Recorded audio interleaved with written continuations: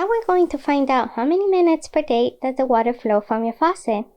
To do this, you're going to interview people in your house. Scientists often obtain information through interviewing people.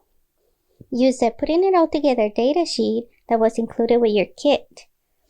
On the first table, enter the names of all the users of this faucet and don't forget to include yourself if you use it.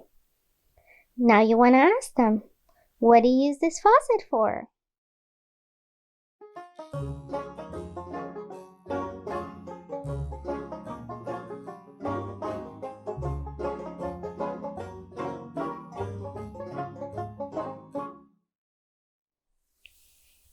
Ask them how many times they do each activity and write it down on the table sheet.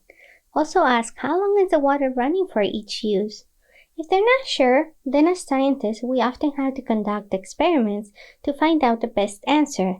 One suggestion is to use your stopwatch to time how many seconds the water is running during each water use.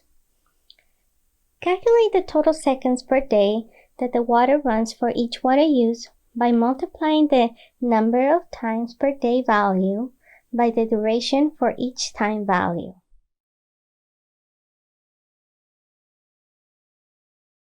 Calculate each user's total seconds per day. Each user will have a different total.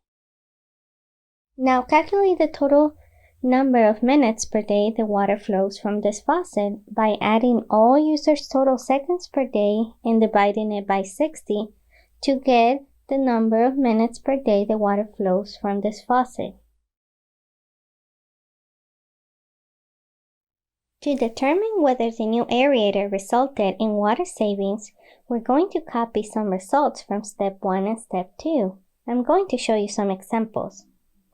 From step 1, we're going to take the average baseline flow rate, drippy 1, and the average flow rate with new aerator, drippy 2, and enter it into the second table of the Put It All Together data sheet.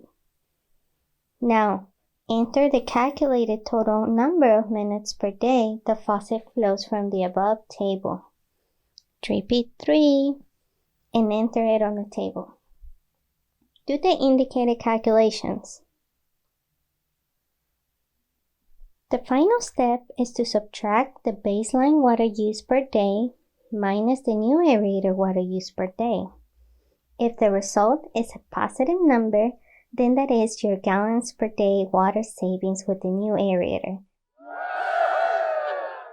If the number is negative, then that just means that you already had a water efficient aerator.